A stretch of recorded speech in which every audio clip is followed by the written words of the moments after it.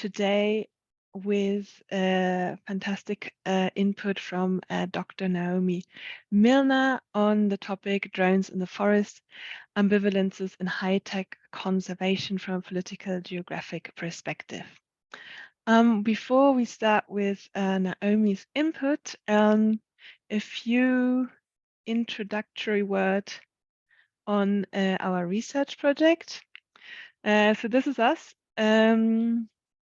Biomaterialities is a 5-year research project that is led by Dr. Miriam Boyer, who's also here today, and Dr. Sarah Hackford, who will join in a little bit. And our team also has Anna Save here, who originally organized this event, but unfortunately fell really ill. So I'm stepping in for her today. Johannes Ferle, as well as Marta, Ike, and Brendan. This is our 5-year project team. The public lecture series is part of our work on the high-tech bioeconomy.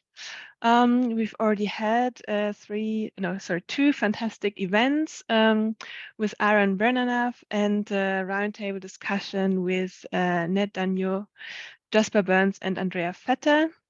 There are 2 more events coming up in the near future. So just in 2 weeks, we are discussing with Dr. Kelly Bronson on the immaculate conception of data, agribusiness activists and their shared politics of the future. And then after a longer winter Christmas break, we're going to discuss with Dr. Alistair Fraser the topic of smart food system or more misconfigured innovations. Yeah, so I hope I see you again for these discussions. You can also follow us on our website, our institute website, which also twitters. And we have a YouTube channel where you can look at the talks you've missed and the future talks coming up. This being said, this means that this session will be recorded. However, we only record the speakers. So if you don't want to be on camera, please just post your questions later on in the chat and don't unmute yourself. Then you won't be visible on anything.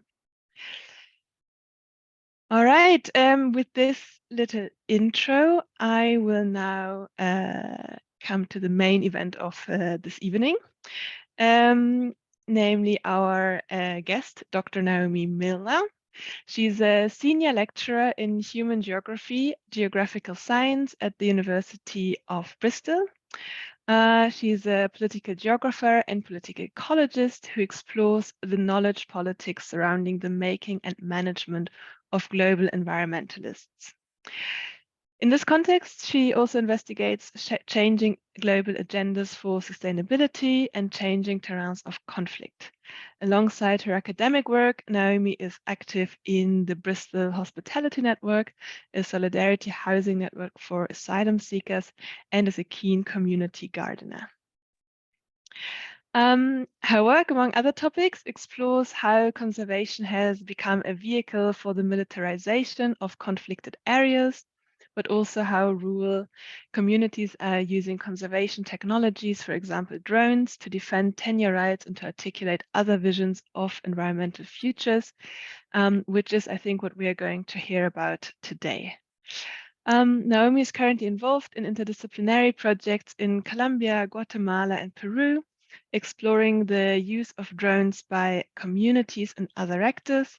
And she has a book coming out soon, so stay tuned for that. It's called All We Want in This Earth, Land, Labor, and Movements Beyond Modern Environmentalism. This is co-authored with Patrick Bresnihan, probably mutilated this name, I'm sorry about this, and will be published in 2023. And it's definitely a must read for anyone interested in the history of environmentalism and its maybe quite conveniently forgotten parts. So today we'll have an in-depth talk and exchange with Dr. Millner on drones in the forest, ambivalences in high-tech conservation from a political geographic perspective.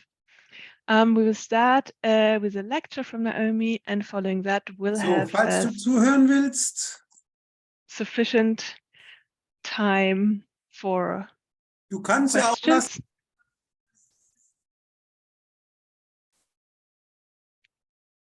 Marta, can you mute our participants, please? We welcome contributions from all of you later.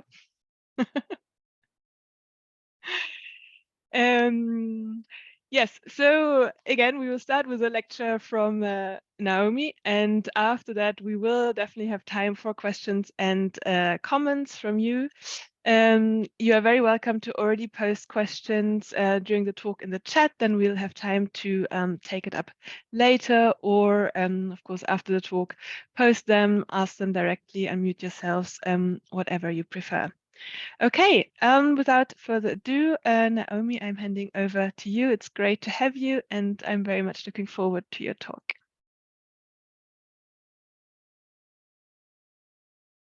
Thanks so much, Louisa, and thank you to you all for the invitation. It's really exciting to hear about the work you're doing in your group, so I'm looking forward in the conversation to hearing where there might be differences in our approach or overlaps and so on. I've just finished a project called Resilience as well, so I wonder how aligned the aims of the projects were. Great, I've had a full introduction, so I'll go straight into the substance of the talk, if it will let me. There we go. Yeah, so today I'm talking about drones. Drones essentially are carrying devices to which you can attach sensors.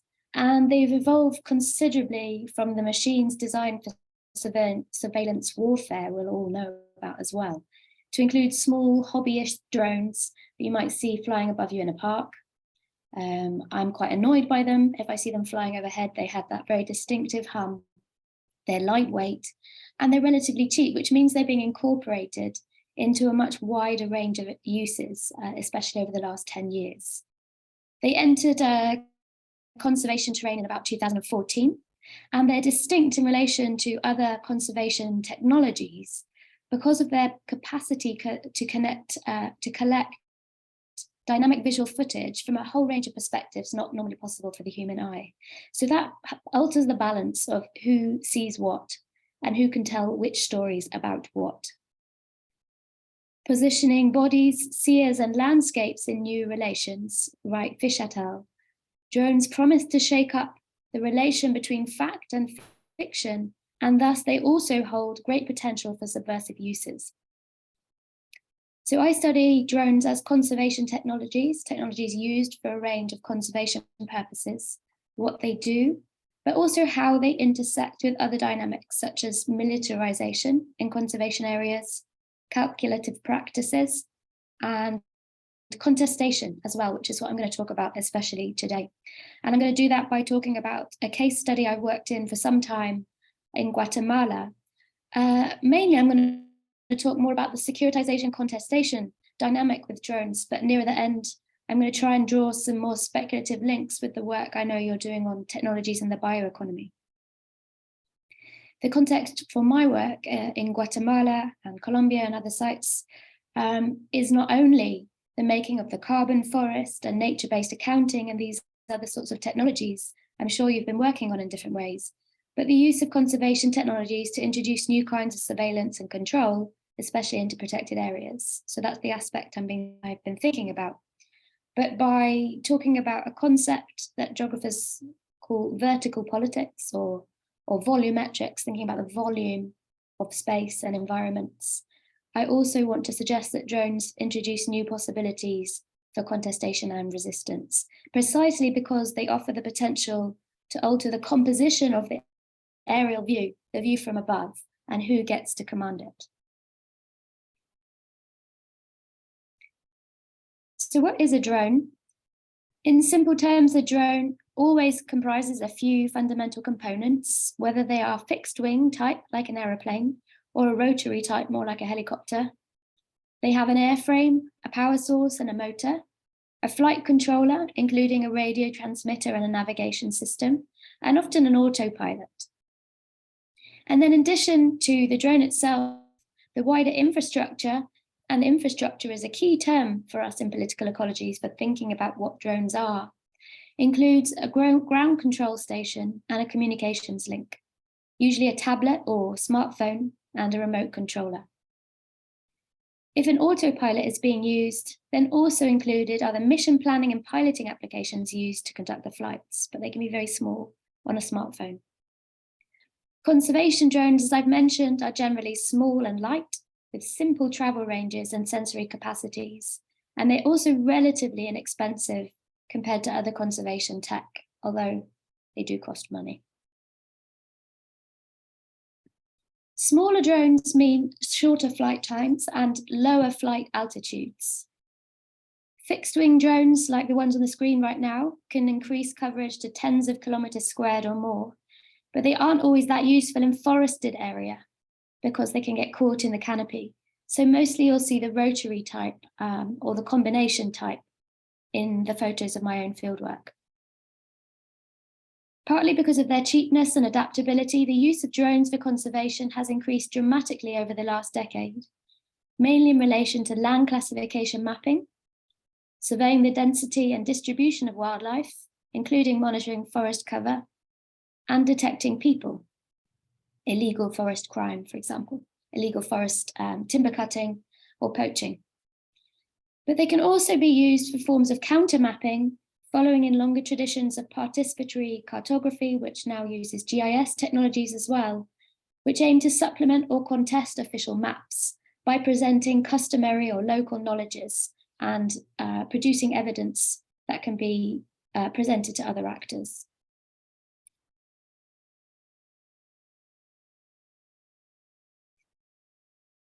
There are big differences then between military drones and conservation drones.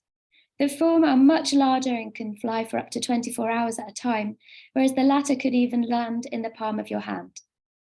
They're used everywhere now, from film production to humanitarian aid and seed planting, and as I've mentioned, in all manner of monitoring activities and conservation. However, concepts developed in political geography and other disciplines to think about new warfare and those big drones can still be seen to be relevant for the use of drones in conservation, especially in terms of what it would mean for the aerial view, the view from above, to be part of the everyday governance of conservation practices. And a key idea I've used here is the idea of vertical territory.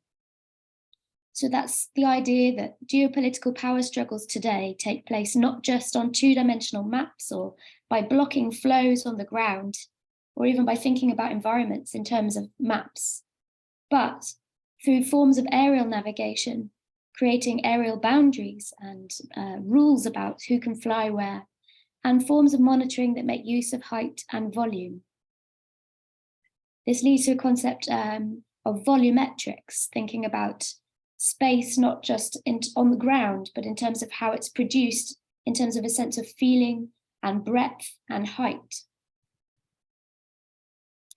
What Peter Adey refers to as the view from above is a game changer, especially in conflicted areas, because not everyone has access to aeroplanes or drones, yet very little can hide from the aerial view. So we could think of that as a form of volumetric power if you have access to the view from above. Aerial technologies like drones can also intensify geographies of fear in conservation contexts. Even if weapons aren't actively in use, they can produce a feeling of spatial insecurity or be seen to render violence banal.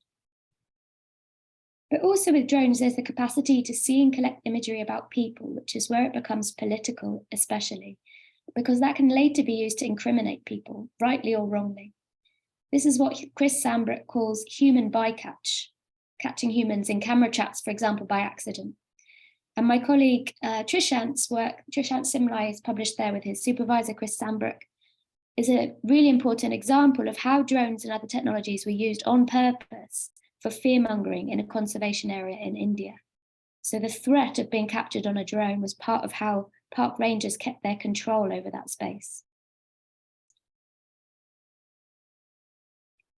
And that's especially relevant in contexts like Guatemala, where the broader context was a large and long counterinsurgency war, where the Maya indigenous people were figured and imagined as an enemy within, the internal enemy that should be rooted out, with surveillance warfare throughout that time focused on locating, or we could say on producing, the idea of the enemy within.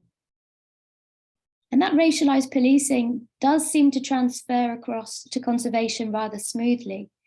That's illustrated, for example, in Megan Ibarra's work on a neighboring region, Alta Verapaz, where after the war, the Maya Kekchi, a particularly ostracized Maya group, were branded not as potential insurgents who offered a political risk, but as potential nature destroyers.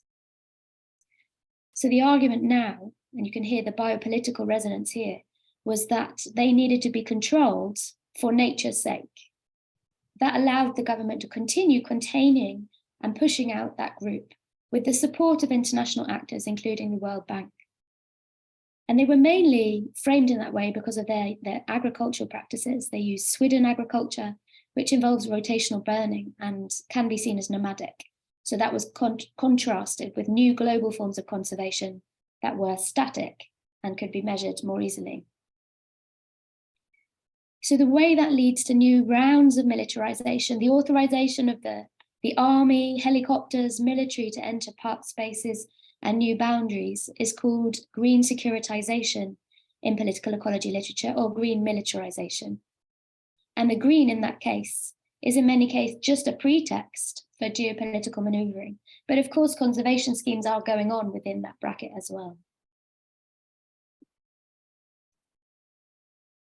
So importantly, the making of the Maya Biosphere Reserve, which is my case study, was also contextualized by that geopolitical backdrop. There was a significant quest for international legitimacy during the 80s as the war was reaching its end. And in that light, an international tourist road was planned through the forests, which had until that point been exploited in state industry throughout the 60s and 70s.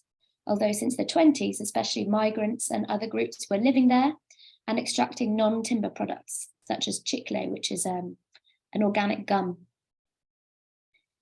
That idea was quickly swapped for a park plan after international outcry, which was linked with the circulation of dramatic photos in a National Geographic special edition in 1989. Basically, international actors said, you can't do that. So they swapped their plan, but people have, critics have said it was just as geopolitical. The making of the new park was still meant to assure international legitimacy, and it was still undertaken without any involvement of local people, local actors, or representatives.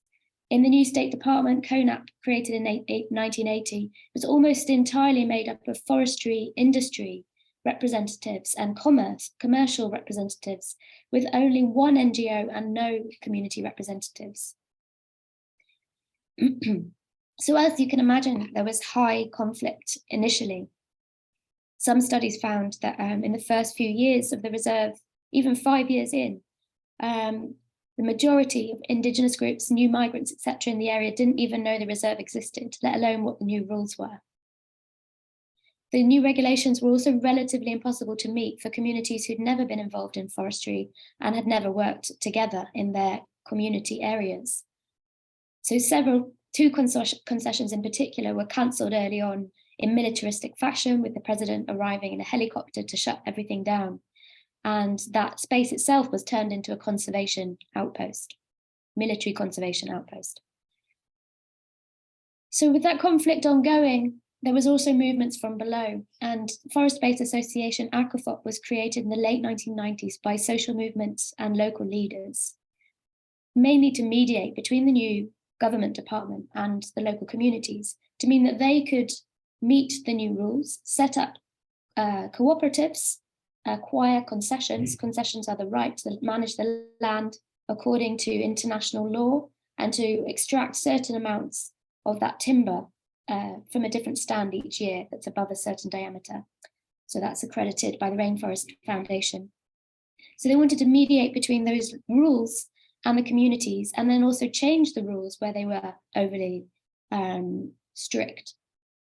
So that led to a dramatic transformation of the community forestry basis. In many cases around the world, you'll probably have heard of some, community forestry can be seen as just one more almost neoliberal way of thinking about nature-based solutions. But in this context, it's become very different, partly through the accompaniment of ACOFOP, which has supported a transformation of the framework to work in community interests, with each cooperative having relative autonomy in how they manage their land and what they choose to do there.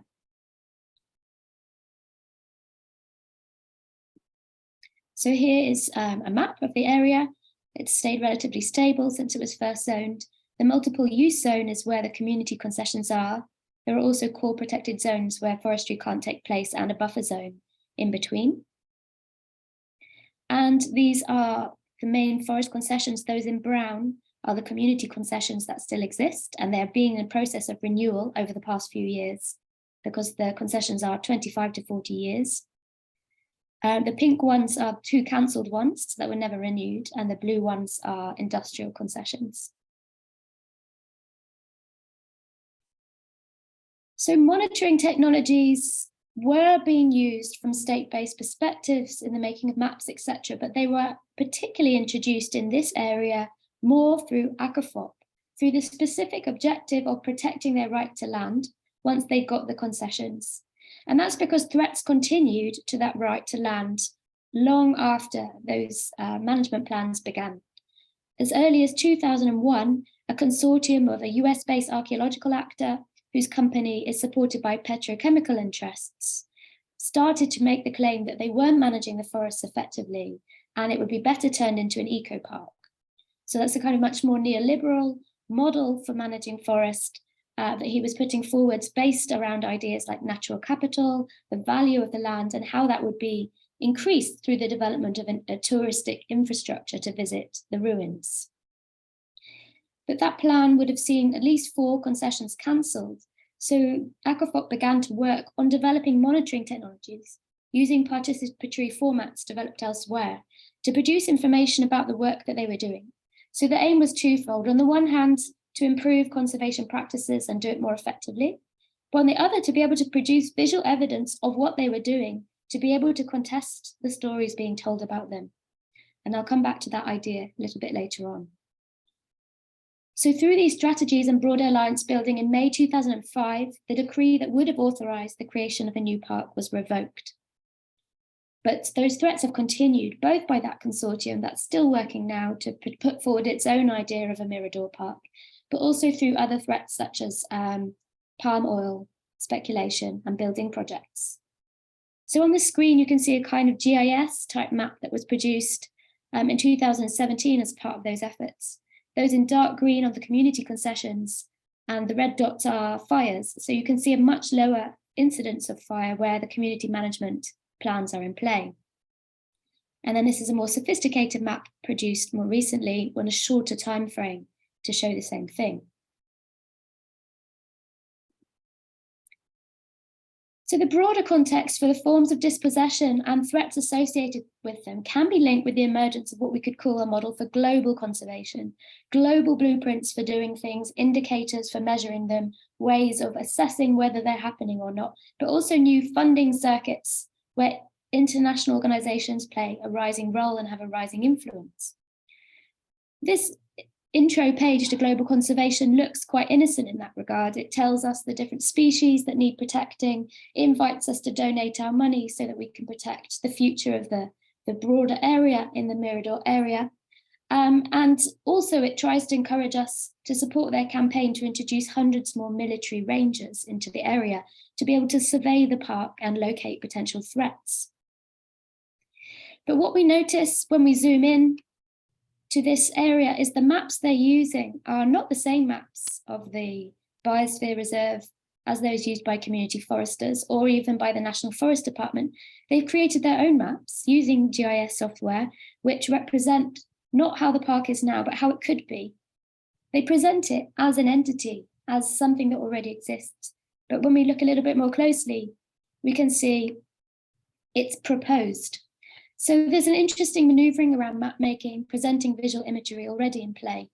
This organization is using a proposed map to garner international support for the political maneuvering it wants to do, which would see the community concessions cancelled. But it's kept right out of view and in the bottom of the frame. So one thing I'd like to sort of suggest, and I'll take this idea forwards towards the end of the presentation, is that behind this idea of conservation as global conservation as a universal good are particular political and spatial projects. And often we can see that in play when the overview is presented as uncontested and as being good for everyone. So in the face of this increasingly slick version of global conservation and new kinds of actors, which were allied with new markets, as well as those new threats that I've mentioned, especially the petrochemical industry, ACOFOP worked to foster a new kind of expertise based on using RGB sensors mounted on drones, launched from observation towers, to enable management plans and fire patrols around the reserve. As I've said, this is partly to ensure that their conservation practices were state-of-the-art, but it also empowered a new monitoring network made up mainly of young people from the different community concessions to tell different stories about the reserve, of effective management, and of the importance of tenure rights to the future of the reserve. And as I've written in the paper, this talk is based on also that led to transformations in perspective, because many of people hadn't really been very far out of the area, and suddenly they were viewing it from above for the first time and seeing the large patches of deforestation surrounding their area. So this is just a map of where those drones are located today that can be used by any members of the community.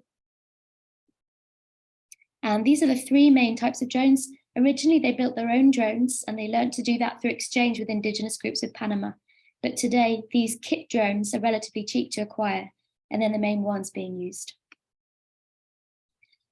So the images collected by drones are used for various things, for producing publicity, for telling stories, for websites, but also to create orthomosaics, which are large maps produced by stitching together smaller images. And that can be used for monitoring forest cover and potential fires. With different sensors, it can also be used to estimate biomass or differentiate between different species in an area.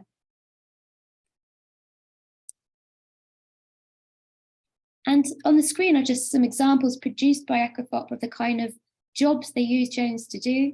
Here it's about monitoring the early detection of fires produced by the monitoring network. Here again is it's called a lawnmower route, a route you set for the drone to produce images of different areas to be able to monitor for potential fires. In this case, it's an overflight of scars left by fires, which is enabling them to observe the damage. And here's an example of photogrammetry where the photos have been stitched together to produce an image, an overview of a whole area. So while drone technologies are never neutral, in my view, and always carry with them the potential to embed gendered and racialized ways of seeing others and of surveying, they are also becoming important tools within community-led conservation and territorial defense. These uses don't prevent possible abuses or new kinds of spatial discipline. They can still give rise to digital exclusion because some people will have access to drones and others will not. If there's internal conflict, that could increase that conflict. And aspects like gender remain important to consider. It's much more men still using drones, even in these contexts.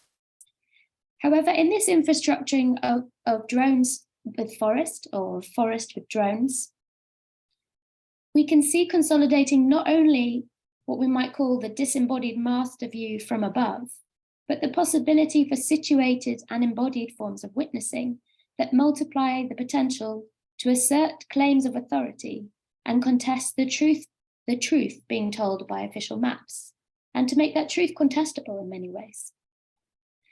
In the words of Jennifer Gabrice in her book Computational Planet, and in dialogue with science and technology studies scholar Donna Haraway and Maria de la Balecasa, she writes, by affirming the embodied and situated character of material and semiotic technologies of vision, it may be possible to affirmatively transfigure the meanings of objectivity and open possibilities for committed knowledge practices. So that the meaning of objectivity, and as others have said, can mean not just an overview, but the capacity to object about the stories told about something. Drones do seem to offer something new in that regard, but importantly, it's not a view from nowhere without a body. It's a view via technology, which is embodied. I will come back to this slide in a moment. So I wanted to just mention an adjacent issue, which I feel is which is relevant to the group, what the group is working on. It's not where I directly work, but it is increasingly coming in. So perhaps you can also offer me further questions or ideas on this perspective. But that's the role of these kind of technologies, the same kind, in making the forest, making different kinds of forest. The forest of global governance, the forest of carbon, where trees are rendered equivalent to dollar signs or carbon credits, or thought in terms of natural capital, etc. And here we might want to think about the wider transformation of environmental governance via what we could call smart earth technologies and smart forest technologies, as different scholars call them. Environmental monitoring through remote sensing, advanced ICTs, etc., which are being set to work within extractive and green capitalist agendas while seeming to be neutral. Like Bill Adams' work on drones and other technologies, this emphasis focuses not only on representation, but on the shift towards algorithmic governance that such technologies afford. That is, it's not just about what you show and what you don't show, but how the decision-making and its temporality affects what kinds of decisions are being made and who gets to make those decisions. Also, in this area, I wanted to highlight the work of PhD student Theo Stanley, who's written an interesting blog on this. The link is on the screen, about entrepreneurs, investors, and landowners in Scotland who are developing new technologies to measure ecosystems, including drones, but also satellites, lasers, artificial intelligence, robotics, and so on, to measure carbon storage and carbon sequestration in forest and peat bogs. And he, alongside others such as Esther Turnhout, who thinks on REDD+ and the remaking of forest via carbon, and my colleague Jenny Goldstein in Indonesia, who is also looking at REDD+ in Indonesian peatlands. Each of those in different ways helps us think about the types of forests that are being produced, the metrics that are being used to produce them, and where there might be possibility to contest them. And I particularly recommend that book that Jenny Goldstein has recently co-authored with Eric Nost on this issue. And in that book, it's a collection of really fantastic essays surrounding indigenous knowledges, alternative technologies, and ethics. The authors are not looking simply to prove that nature-based solutions via high tech make the forest as neoliberal nature without remainder. They do show that that happens, but the remainder is also possible. They're interested in where the cracks are, where the surplus is to those different forms of counting, and how that might enable fresh alternatives. And that's really been my focus in my work and in what I'm presenting now, is how these technologies, despite their role in creating these slick forests, can also open up gaps to think the world differently, to contest those forms of making. So here, I'm not going to go into these theories in depth, but there's some of the key works that have inspired my work, from feminist STS, decolonial theory, ideas of the pluriverse as a way of thinking about the ways it's possible to do a form of politics where it's not all about agreement, but about multiple forms of welding the world being able to thrive. So I've been trying to think about this idea of the forest multiple, the idea that there is not only one forest in play in my contexts and through global governance, but often a multiplicity of forests, some of which are given great importance and a lot of money in order to be able to persist, which can change the game, but others of which also persist around the edges. And that's both an epistemological question, because of the ways different technologies make it possible to see and notice and value different parts of the forest. But it's also an ontological question, because there is more than one way of welding the forest, of welding environments. In fact, in the context where I work, The word forest and bosque in Spanish are very new. They arrived with the ideas of forest governance and conservation through colonial and then later global governance histories. The words that people are more likely to use in my context are monte, manigua, matorral, mountain, scrub, thicket. And these are associated with different kinds of care practices, different ways of relating to tree, to woodlands, to an area. And what that tells me is the making of the forest has dominant histories, which often manage to assemble multiple actors in relation, but it's also a plural history and it remains one. We tend to assume that high technology is associated with reinforcing the dominant story told about forests, but in some of these cases, it's possible to think that they could also be involved in supporting the telling of the non-dominant ones. I organized a conference with my colleague, Monica Amador, who's a collaborator on my current work, on this topic called Haciendo Mundos, Making Worlds, Nature's Futures and Technologies. And there, in dialogue with decolonial anthropologist and political ecologist Arturo Escobar, we also sought to explore how it might be to explore the drone as a pluriversal technology. So what that means is, what would it mean to explore the other histories of the drone, the way the drone interrelates with other ways of knowing the worlds from above or from the side or through different modes of sensing? Is there a potential to think that technology in dialogue with modes of care and worlding that might offer more to conservation than perhaps some of the modern ways we have of knowing the world? So we started to think then about the potential of thinking through non-model aerial technologies, the shamanistic use of plant guides, the construction of earthworks for a God's eye view, and so on, as part of creating political possibility. So this is a kind of slightly more speculative thread that I'm moving to end on, but I want to kind of just cultivate a bit of discussion in this area. This is newer to my work, so I also welcome critique around it. But I'm looking to explore the possibility of rethinking aerial technologies like drones via non-military histories and genealogies. My question is, what does it do if we think about drones not only through histories of war machines, surveillance and control, but via different ways of knowing the forest, through plant medicines, observatories, crow's nests, heights? Why do we always assume the view from above must be one that seeks to control? Could there be a view from above that seeks to care or connect or think integratively? On the screen, Miriam Sanchez, an indigenous Shipibo hub trailer in Ucayali, Peru, is explaining how she learned to use drones and trained others to use them. Known locally as chinchillejos or dragonflies, drones are being used in Peru to defend indigenous territory against illegal logging, mining, and invasions. In fact, they're being used to defend precisely against the militarized use of geospatial technologies that I've suggested can be linked with green securitization. The wider context for this conversation is a network we're building for exchange in relation to community-led forest monitoring and the defense of indigenous territories. And this workshop took place in September of this year. In her talk, Miriam also mentions the name Tsirote, used by other indigenous communities inhabiting the same area, a name that has become established as a broader referent for drone-based monitoring.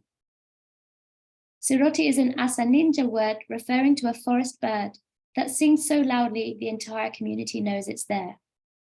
In English, it's the paucar, or the yellow-rumped cacique. It's our messenger bird that protects us, just like our satellite information center will, notes Berlin Diekes, president of a local community association, in an interview online. Thanks to this center, we will have maps and data that can alert the entire community of the threats they face so they can protect themselves. So here in Peru, where illegal logging and large infrastructure projects threaten indigenous tenure, drone technologies are imagined as part of an early warning system. Others using drones and GIS-based monitoring describe them in relation to concepts of witnessing, making testimony and telling the truth about things. So for me, I present this quote to kind of provoke ideas, but also to think conceptually about the ways that drones may participate in the making of forests and the remaking of forests, not just those dominant forests that I've talked about, but the multiplicity of ways of worlding the world that also exist, some of which embody very particular ways of thinking about multi-species care.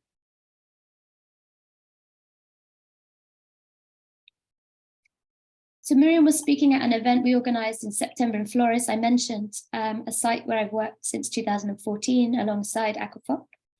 And we brought together 7 people from 7 countries, different communities, indigenous, peasant-based, etc., who are all using geospatial technologies for community-led conservation and territorial defense. So this is one kind of instantiation of what we might call from Donna Haraway, the call to rethink these technologies for projects of care and solidarity, and think about how knowledge exchange can be used to think about the limits. Because even in those spaces, we wanted to talk about how do you use them in ways that can be positive and lend care, but what are the limitations and where can they not be used or should they not be used?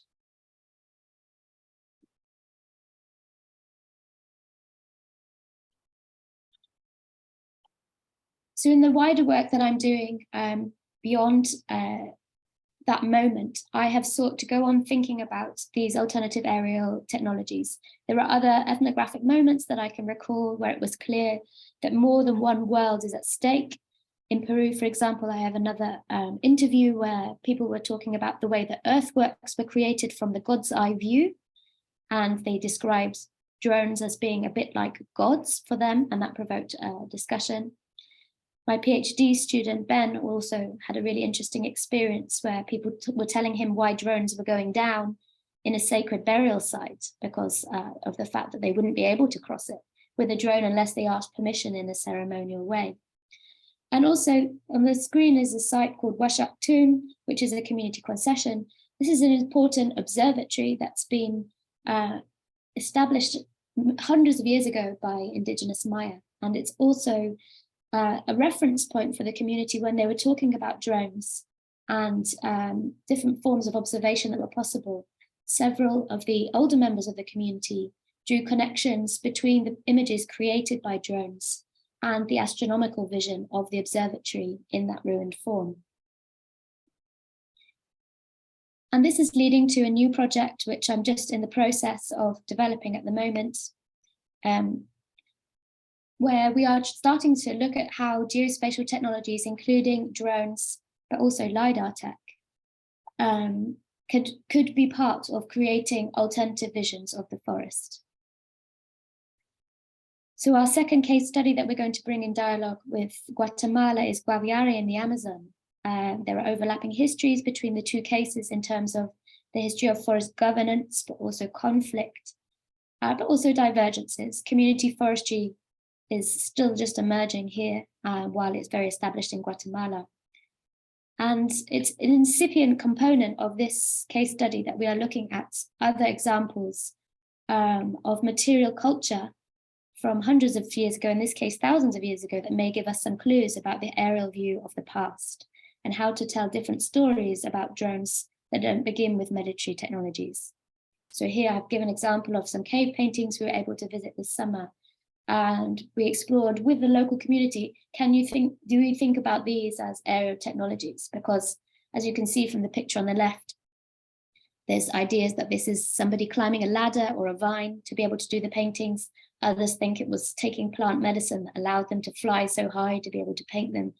But they also seem to offer a representation of the forest from above, which is provoking in this regard.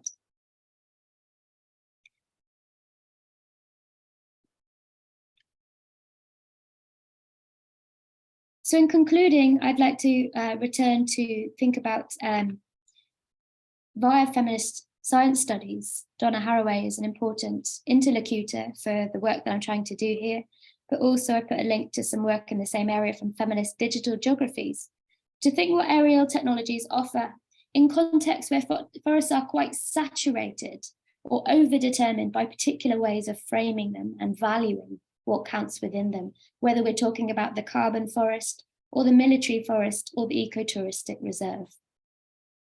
What Haraway calls the obsessive pursuit of vision and the universal overview, which constitutes itself as a God trick of seeing everything from nowhere, can in turn become embedded into ordinary practice through master narratives working in the interests of unfettered power, she tells us.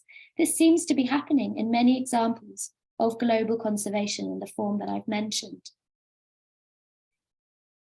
But against this God trick or set of God tricks, we can also notice embodied or situated forms of witnessing. What's different about them is they have a body. They're not a view from above or from afar with no accountability. People using these drones wear luminous vests and are visible in the landscape, are part of the communities, etc. Situated witnessing through drone use would be positioned and contestable. It might lead to forms of objectivity that enable new objections to be made where wrongs are in play, as well as producing new claims that can also be objected to.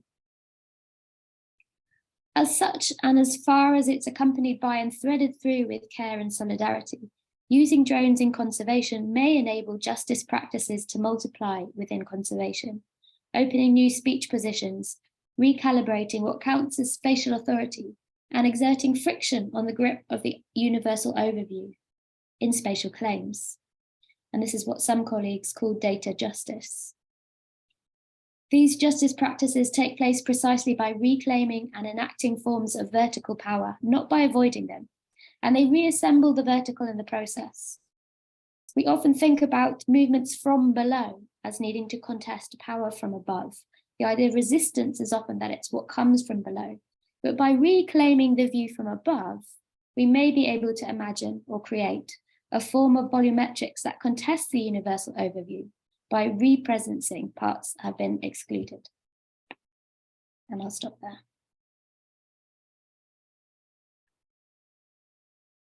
Thank you so much. That was a fantastic input and talk. Yes, I think a round of applause is absolutely due. Thank you so much. We now have time for a question and comments. You can either raise your hand and then unmute yourself, or write in the chat. I think I will maybe start us off, because I'm working on digital tech in agriculture and currently doing field work here in South Africa. And I could actually see like loads of linkages and like loads of things that I think are kind of parallel and even might be pioneered in the forestry area, but I'm now moving into agriculture. So I was particularly thinking of carbon farming, which is discussed a lot here, and is also kind of like based on satellite and drone images on like recording a certain type of land management then, which is then again turned into a metrics and then linked to this whole kind of like environmentalist discourse about carbon. So yeah, this was just something I was thinking about. What I was actually wanting to ask you is, I mean, you propose reclaiming the view from above. I was thinking, is there an alternative though? I mean, would these communities have any chance of blocking out drones that would be sent in by, I don't know, corporations, government agencies? There's something, if they or we wanted to, we could actually do against drones. And the other question was more a technical one. So what I've learned about these smaller drones is that they usually operate in a fairly small radius and are mainly like line of sight. So I was wondering, like, either do the communities you've worked with use bigger drones? Or if not, I mean, how does it then concretely look like? Do they like take the drone, walk through the forest, send it up, send it down again? What is the kind of like everyday use of these type of drones? Thank you. Should I directly answer those questions? I would suggest so, yes. And then we have two more by Sarah and Miriam. Yeah. Yeah, I mean, the idea about reclaiming the view from above, it needs some kind of care and thinking through, because what I'm not trying to argue is that that means all kinds of drone use are positive and good and without problem.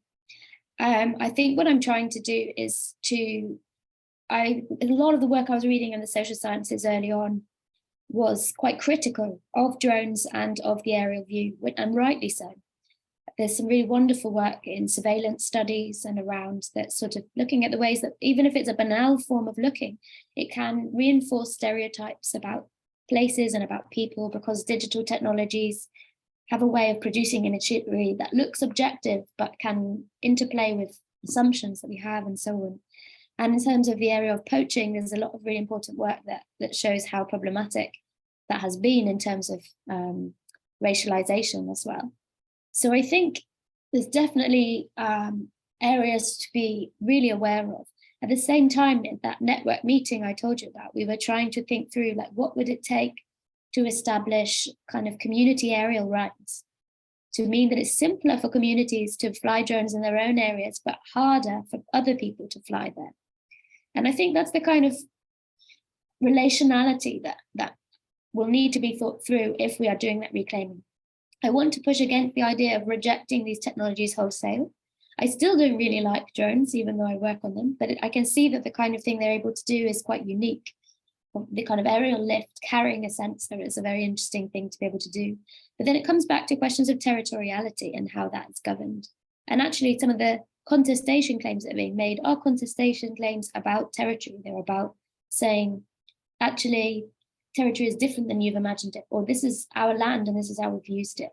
So yeah, there needs to be a kind of thickness there. Practically, one of the things we're doing is we're developing a set of policy briefings and articles that we're trying to use to inform the wider drone using community, including scientists and environmental organizations, and to make a series of recommendations about how they use drones if they're going to use them, including processes to hold with communities that are living in an area where they may use them, but also not capturing imagery that has any identifying features of humans in it, because if you're doing work for conservation, it gets more complicated if it's policing, but I'm not working in that area.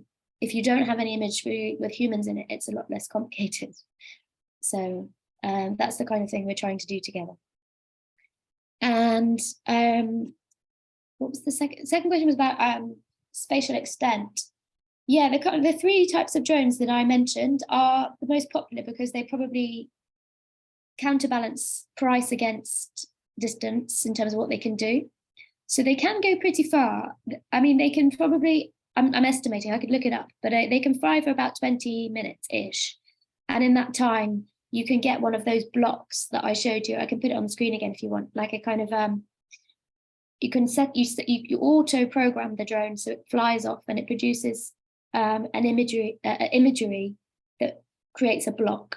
So what you have to do is relaunch your drone in a different route and then create more blocks. That's basically how it works. But for the type of work they're doing, those size drones are effective because the spatial extent we're talking about is a protected area or a concession. If it was much larger, then you would need to use an aeroplane. And aeroplanes are used to survey like the Amazon or areas that are much bigger, or another technology. Fantastic, very, very interesting. Thank you so much, Naomi. There is some comment from Oliver, who unfortunately had to rush to the train, but yeah, just some compliments, I think, in your direction, Naomi.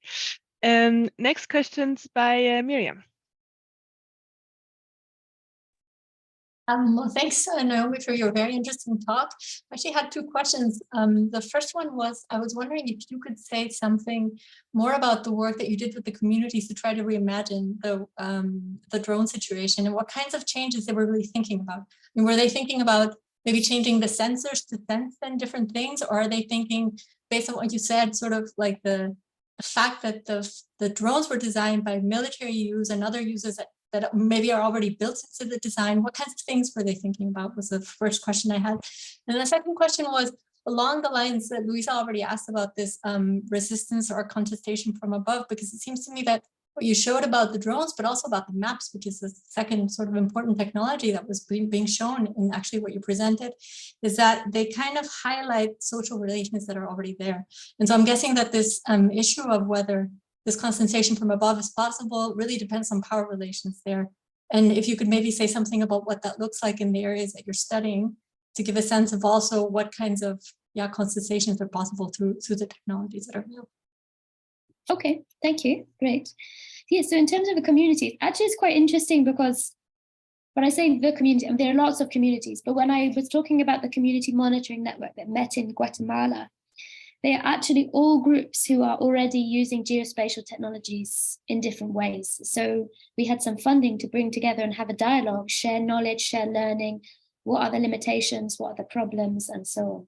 So around that, we had wider conversations about other tech that's being used to dispossess, because many of those communities are using them, drones, precisely like Miriam, to be able to defend their land, to produce imagery to defend it. But all of them are interested already in using them. And there's been a really strong take up in these kind of rural communities in relation to other practices where either monitoring or community participatory practice are already in play. So community forestry has quite often provided a context where people have become familiar with using monitoring and then different technologies that make that easier. That's been one line in. And then another line in has been indigenous groups and their transnational networks, exchanging understandings of what can work to produce information that works to defend the land. So actually, when I was talking about the more negative views of drones, that's often come more from the social science community and from people who are like looking at the connection between protected areas and new kinds of securitization.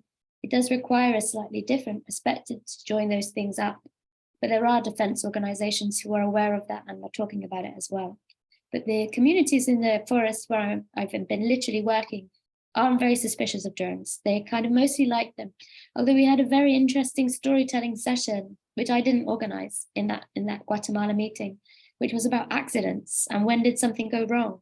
And there was a lot of stories about people saying they'd used drones and they hadn't properly informed someone, and then they'd got really scared that there was going to be a military attack or something.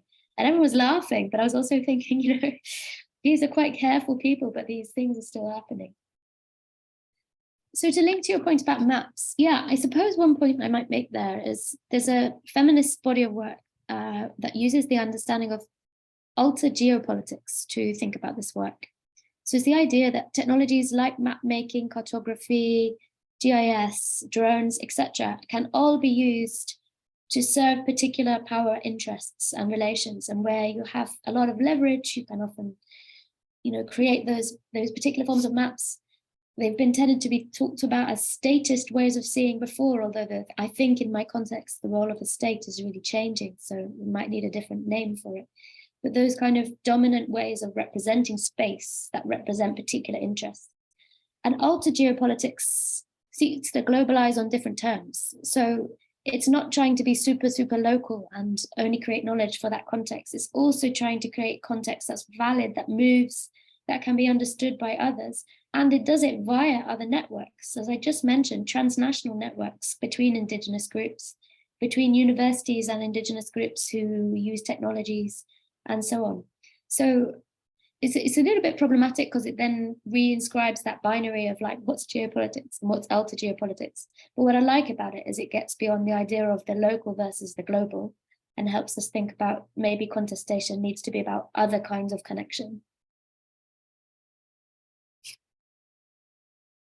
Thank you so much, Naomi. We have Sarah, and then we have a question by Ivan Ramirez in the chat. Yeah, thank you. Naomi, thank you very much. It's very fascinating also how you relate your work or you situate it in feminist thinking. I really like that. Thinking about technology and relation, because like relating to nature is always more obvious to me than relating to technology.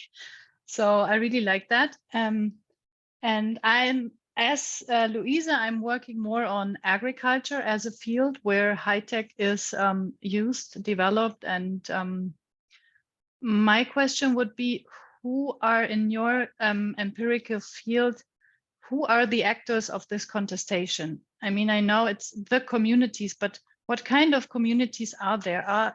Are there also, I don't know, networks that try to link people who really tinker and develop technology, or is it just like using the drone?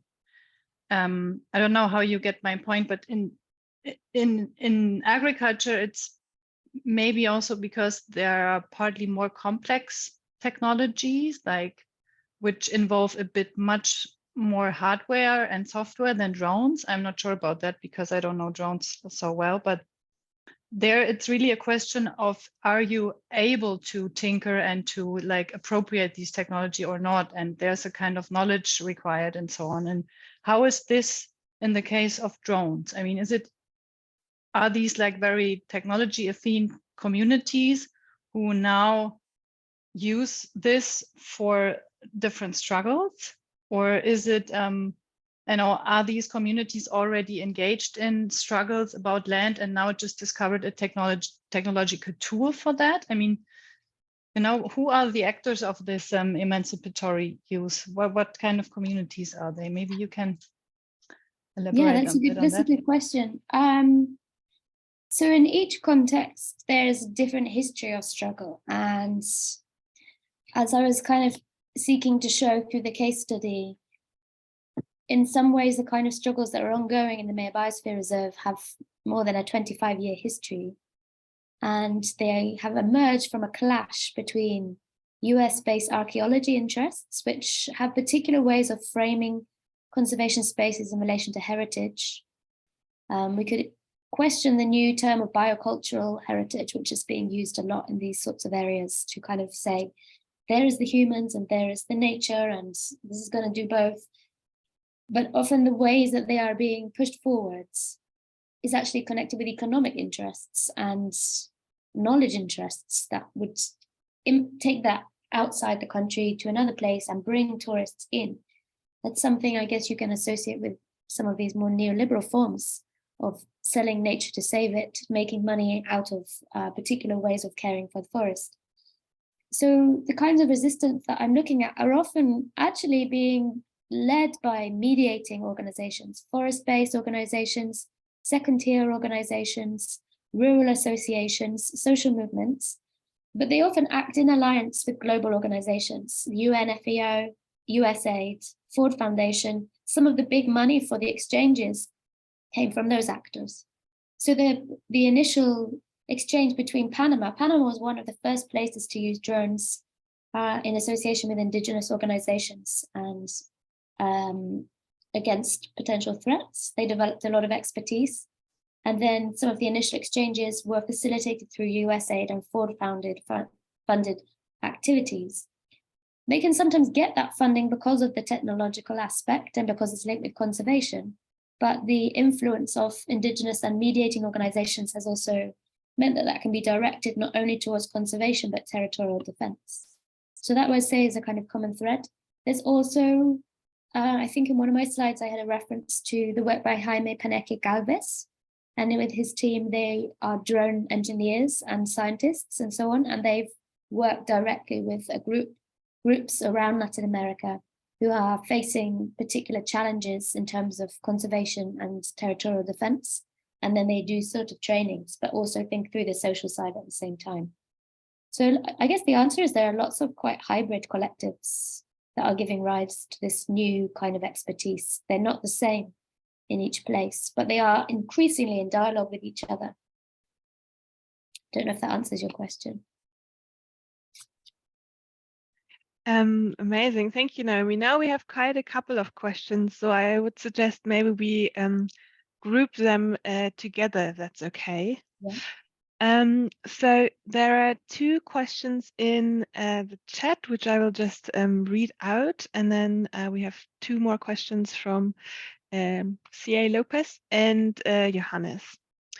So from the chat, there is Ivan's question, who says, very interesting talk. Interesting how you help communities to empower themselves and take action on their territories. Greetings from Mexico. I have a question about what fire alert system you use, and if it is a remote sensor, what minimum detection resolution does it have? And then we have Hauke Altman, who asks, thanks for the interesting talk. I have questions which are also related to power relations. The airspace in Europe is quite regulated in the meantime for drones, which means legal drone use is getting more difficult, especially for people with limited resources. How is the situation in the countries you've been working? How can these regulations undermine the idea of using drones from below by pushing community drone use into illegality? Is it okay, Naomi, if we add 2 more questions to that? I might forget them, but yeah, I'll do my best. Okay, then C.A. Lopez, would you like to add your question? Yeah, thank you, Lisa. Thank you very much. My name is Carlos.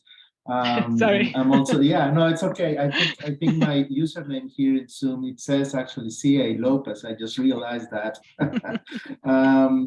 But yeah, thank you very much, Naomi, for this very interesting presentation. And I have 2 questions that I don't know if there is going to be enough time to address both of them, but I just want to share also what the reaction I have by listening to your presentation. So the first question perhaps it's a little bit also on the technical side, because I was wondering how the usage of these drones is changing local dynamics in terms of knowing the territory.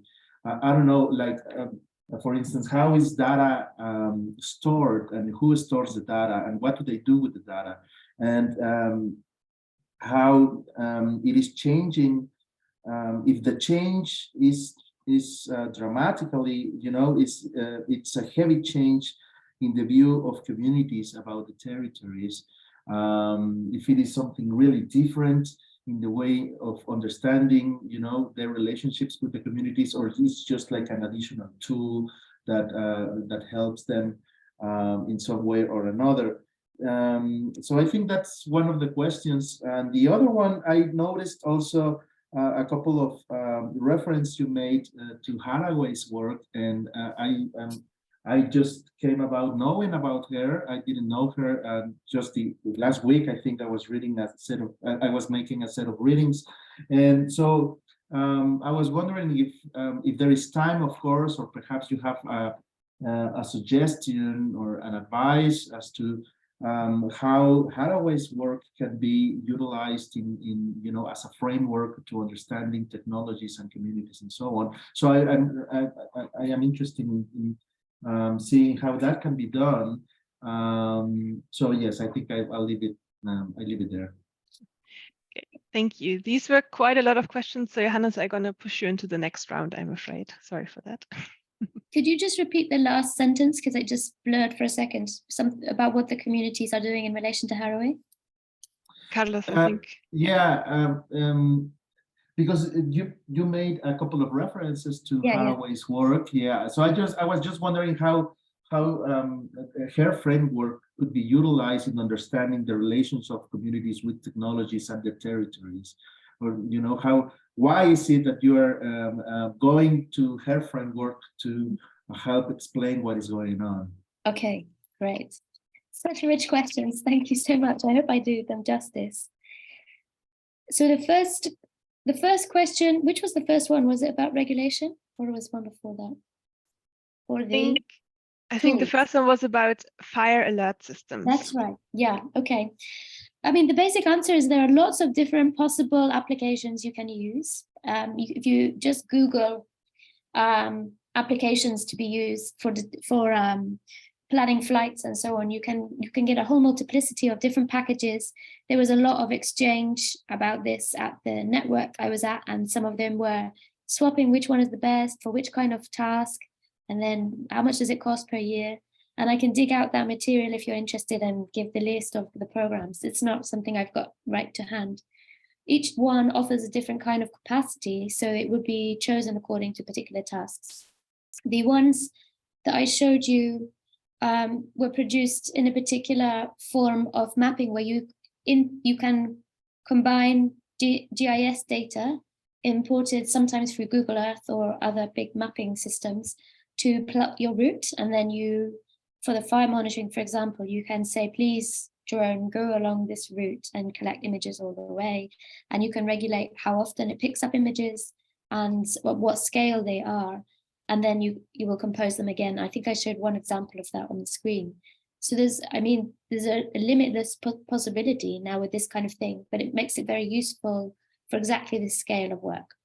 But drones, as I mentioned, drones can't be used to produce massive overview images unless, video footage you can have, but like for the kind of piecing together and situating against satellite imagery, it is very useful actually for this kind of thing. But yeah, I can look up if you like and send maybe a list of the different tech that's being used by the people that I'm in relationship with.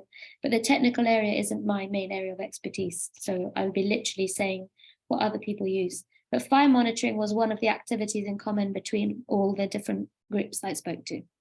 So no matter what kinds of other activities are going on, if you live in a forest, being able to monitor using a drone, potential for fire incidents is hugely useful. Otherwise, you would have to use something like an aeroplane, or they were saying you would have to do a field expedition. And going, the spatial extent is 500 by 500 meters. And you can produce an image of that size. Imagine how long it would take to survey these kind of big grids in your area every week or something like that. So it means that they can get to put out fires much quicker. It's been a really important technique alongside other things like creating barriers, like gaps between the forest to mean it can't spread. So thank you for your question. In terms of regulation, it's really patchwork globally still. There's not much regulation that is the same between places around the use of drones. In the global south, it's relatively easy for scientists and environmental organizations to use drones. It's relatively unregulated. In some protected areas, there are more requirements, but it's mostly, there are sort of quite limited requirements that can have its own problems. But at least in the other workshop that I put 2 posters on the screen, the first workshop was an interdisciplinary workshop last year with drone practitioners from around the world. And one of the things people were arguing for is for simplification of drone regulation, which doesn't mean no regulation, because it needs to be possible to stop drones from being used for things like surveillance of private areas, etc. But they were also saying that the fear of drones is also leading to very complicated regional and national legislation, which can prevent you using even simple drones like this.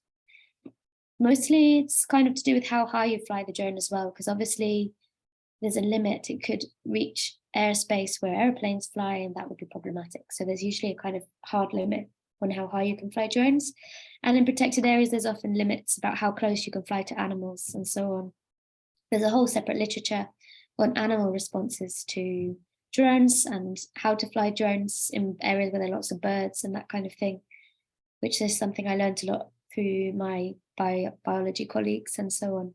But the answer is it's a big mosaic, and it's a bit of a mess globally at the moment. And that does make it harder for communities just to use drones as well. How is it changing local dynamics? I mean, that's a great question. It's one of my ongoing questions. I think I was there really early on when they started using drones in Guatemala, and seeing people put the goggles on for the first time. The goggles, I think Miriam was wearing them, is where you are flying the drone and you can see as if you are the drone. I always find people kind of put their arms out and they're like, wow. So especially for people who've never flown in an aeroplane, the kind of people working in aquafop often have flown in and out, but people living in concessions sometimes haven't. So then that's kind of alarming or unsettling and gives people a strange sense in their body. But also lots of the young people were quite striking in saying how it made them want to look after the forest, to look after the environment, seeing the kind of evidence of the fire from above, and kind of they're not all people who would have access to video games, but having used it myself, it's a bit video game-like, a bit unreal, but it also gives you a very visceral feeling to be able to see something so close from another view, and to even see yourself. That's a very strange, discombobulating feeling. So I think in that sense, it's changing how people do things. It's also multiplying strategies, as I've said, for conservation and defense. If you're interested in this, I recommend looking at ACOFOP's new geoportal. They've just launched it like this month almost. It's in Spanish, but you will get a sense from the imagery. Maybe you speak Spanish, I'm not sure. But you'll get a sense of the different types of things they're using drones for and the ways they're sharing them. There is an important point in relation to what you mentioned about open source and commoning and who gets to see drone data. In general, it's quite well understood by these organizations that you don't want to just share drone data with everyone, because actually there are implications, as I mentioned, about criminalization and using it. Companies could use it to speculate or things like that. So mostly drone footage is directly shared with communities who are in the area where drone footage is taken, but otherwise it's securely stored.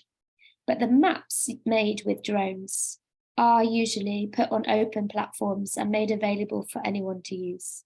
So it's usually the secondary processing that's understood to be the shareable content.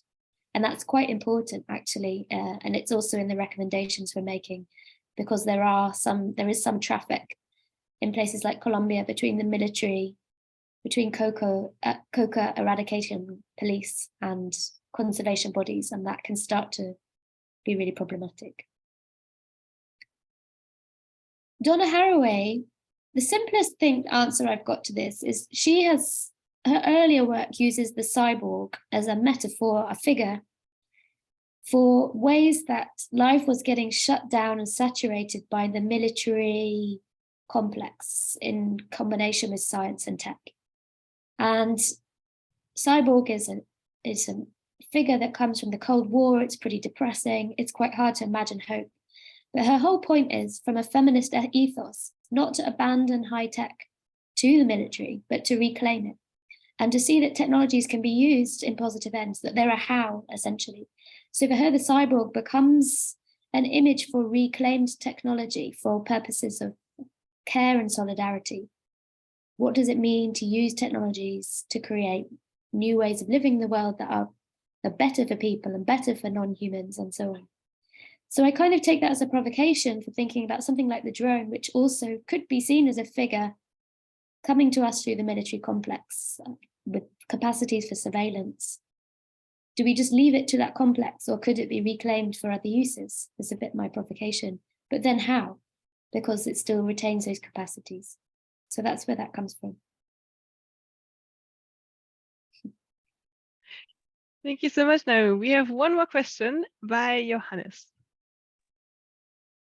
Hi, hi again, I should say. Thanks for the talk, and I will try to keep it short. So the first thing I was wondering about is what exactly is the corporate strategy with pushing these conservation areas? Because from I mean, you said petrol was involved as far as I remember. If the area is under conservation, they can get at whatever they want, right? Or is Could you repeat the question? Sorry, I couldn't hear the first. Oh, what the corporate strategy is, or what the idea behind that is, putting certain areas under conservation, because that's usually the opposite of what I would imagine corporate, especially petrol industry capital doing. And the other thing I was interested in is you talked about natural capital, and I was wondering if you could say something about ecosystem services, whether that was something that entered what you were looking at as well. So yeah, very briefly, those are my two questions. Yeah. So the corporate strategy really aligns with a broader move that we're seeing in neoliberal models of conservation, where you shift from a state-owned or community-managed framework to a privately owned property mode. And what that allows is new forms of accumulation. And the critics who talk about it as selling nature to save it, creating new ways of valuing nature on the one hand through carbon credits or whatever, and new forms of exchange, and on the other, creating businesses that work in relation to conservation so that they will care well for the environment, but also allow tourism, allow visits and that kind of thing. And for me, that really is replaying a much longer story about the ideology around private property, that some way it can't be cared for well if it's managed as a commons. It's got to be enclosed if it's going to be managed well. The same argument being used by this corporation, saying you're not managing it effectively, but I could with my big organization. So the model he's proposing is a new form of zoning that would be based in a private company, an archaeology-based tourism company, in an alliance with the Guatemalan state. And the Guatemalan state got as far as drafting an act that would make that possible and redraw the boundaries, but then it was revoked. So it's a kind of economic and legal alliance that would have really transformed activities. Maybe there are some people that would have thought that that would have been a really good thing for local people or for local communities, but everything that I've read and seen about it suggests that that would be a really problematic reframing and remaking of the resale. The community-based structure has its own problems, and there are lots of critiques of community-based conservation. At least in its more institutional formats, it does ally quite strongly with critiques of natural capital and ways of kind of counting the capital and checking that it's still there and everything like that. And certainly it was being talked about as natural capital, and where's the social capital and where's the economic capital by some of the non-governmental organizations working with ACOFOP. They were using that language very strongly. So yeah, I think the corporate strategy was very much one about trying to remake it as a private space that would be regulated differently. And the contestation is trying to retain the community rights, which, as I mentioned, is working in a different way than community forestry elsewhere.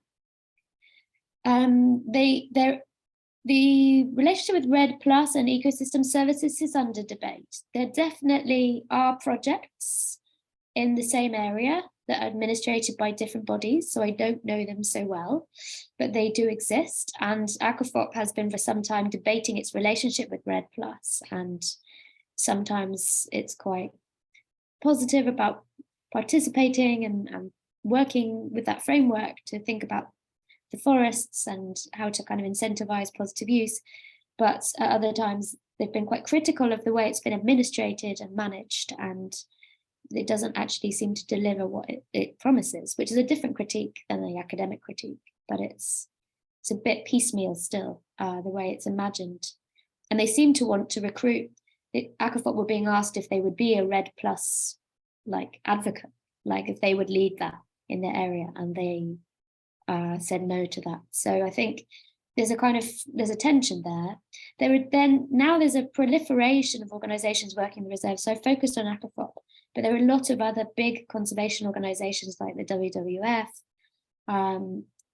World Conservation Society, German Development Fund. There's a lot of other actors who are pushing different projects with different communities, not just in the reserve, but in the communities surrounding. And I have heard that ecosystem services models are being used to kind of develop new ways of doing things, but I haven't actually visited them myself.